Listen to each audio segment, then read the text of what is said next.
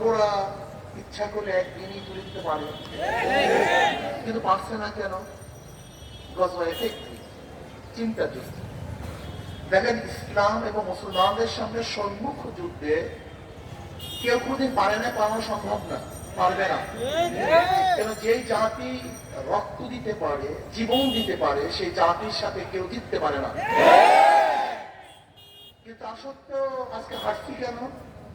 গজওয়ায়ে ফিকর, চিন্তা যুদ্ধের ভিত্তিতে।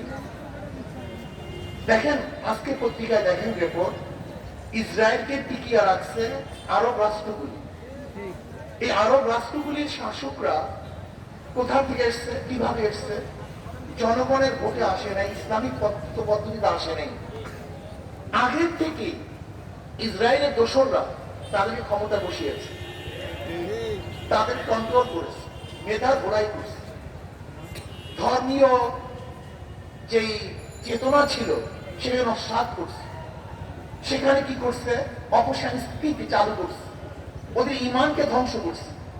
যদিও লেফাসে দেখবেন চুপ্পা পাল খেলা পড়া, আসলে ওরাই হলো ইহুদিদের সবচেয়ে বড় বড় দালাল। প্রথম দালালকে চিহ্নিত করতে হবে। এই দালাল কারা? আমাদের দেশে নব্য দালাল আছে। যেমন দেখবেন কেউ ইসরায়েলের বিপক্ষে কথা বলে, ফিলিস্তিনের পক্ষে কথা বলে, অথচ পাসপোর্টের মধ্যে অ্যাকসেপ্ট ইসরায়েল যেটা লিখিত ছিল সেটাকে তুলে দিয়েছে। অথচ আজকে ফিলিস্তিনের পক্ষে কত মায়া কান্না করে। যেমন আমি বললাম যে জমি তোমার, জমি তোমার, অথচ আমি কাউকে জমি লিখে দিয়েছি, মুখে বলছি তোমার, আর লিখে দিয়েছে অন্যকে। এসে বড় মুনাফিক আর কেউ হতে পারে না। যে পাসপোর্টের মধ্যে লেখা ছিল ইসরায়েলের সাথে আমাদের কোনো সম্পর্ক নেই, এদেশ ইসরায়েলকে স্বীকৃতি দেয় না, ইসরায়েলের কোনো দূতাবাস দেশে থাকবে না, আমরা ইসরায়েলে যাব না। সেই পাসপোর্টের মধ্য থেকে যখন তুলে দেওয়া হয় অ্যাকসেপ্ট ইসরায়েল, তার মানিটা কি? যে এদেশের সংখ্যাগরিষ্ঠ মুসলমান ইসরায়েলের বিপক্ষে, কাজে তাদের মুখে বলতে হবে রাজনৈতিক স্বার্থে, কিন্তু তলে তলে তাদের সাথে পুরাপুরি সবকিছু সেট হয়ে গেছে। আমি শেখ হাসিনাকে বলতে চাই, যদি আপনি ইসরায়েলের বিপক্ষে থাকেন, ফিলিস্তিনের পক্ষে থাকেন, তাহলে আপনি ইসরায়েলের বিপক্ষে একটা সৈন্য বাহিনী গঠন করুন, একটা মুজাহিদ আপনি গঠন করুন, আপনি সৃষ্টি করুন আপনার তত্ত্বাবধানে।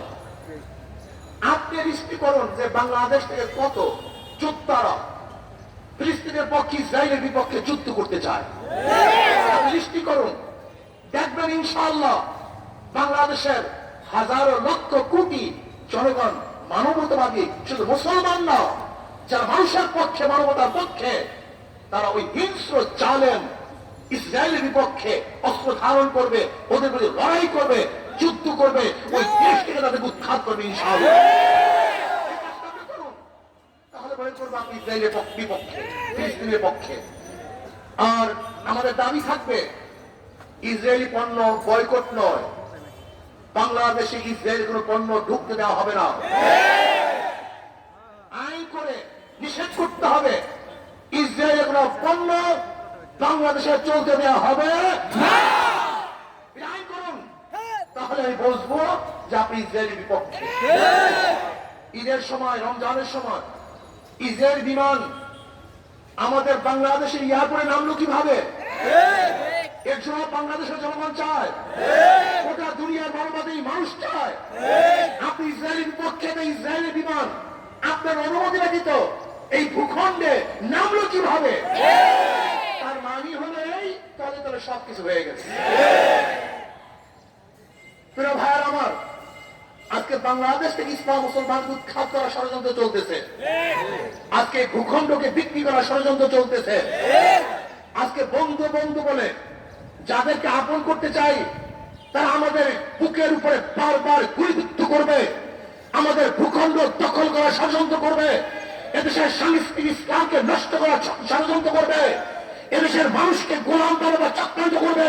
এদেশের মানুষটা মানতে পারে না, পারে না, পারে না।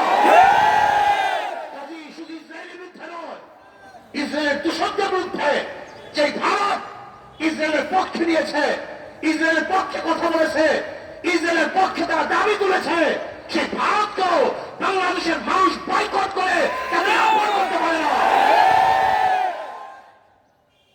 শত্রু আমার বন্ধু, শত্রুর বন্ধু আমার শত্রু। যদি ইসরায়েল আপনার শত্রু হয়ে থাকে, তা ভারত ইসরায়েলের পক্ষে সে আপনার বন্ধু হয় কিভাবে? প্রশ্ন জবাব দেন। আসলে তো তলে তলে সব উড়ে গেছে, সব রাজনীতি, সব বাহ্যিকতা। না, জনগণ তা মানতে পারে না। আসুন আমরা সম্মিলিত ভাবে আজকে সরকারের দাবি জানাই, আপনাকে নিশ্চিত করতে হবে বাংলাদেশ থেকে কত যোদ্ধা ফিলিস্তিনের পক্ষে ইসরায়েলের বিপক্ষে অস্ত্র ধারণ করবে, সেই যোদ্ধাকে নিশ্চিত করে আপনার ঘরে পাঠিয়ে দেন।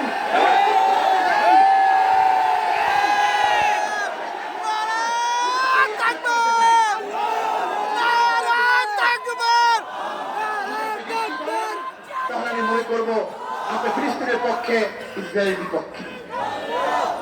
আসুন আপনি সৈন্য পাঠান, বাংলাদেশ থেকে ভীষণে গোটা দুনিয়ার মধ্যে সৈন্য যায়, আপনার ফিলিস্তিনের পক্ষে সৈন্য পাঠান। এদেশের জনগণ আপনার পক্ষে থাকবে, এদেশের জনগণ আপনাকে ধন্যবাদ জ্ঞাপন করবে, আপনার কথা মনে রাখবে। আপনি পদক্ষেপ গ্রহণ করুন যে বাংলাদেশের এত প্লাটুন সৈন্য আগামী 9 তারিখ ফিলিস্তিনের পক্ষে দখলদার ওই সালেম খুনি ইসরায়েলের বিপক্ষে তারা যুদ্ধের জন্য রওনা করবে। গোটা দুনিয়ায় আপনার ইতিহাস হয়ে থাকবে। আমরা এটা দেখতে চাই।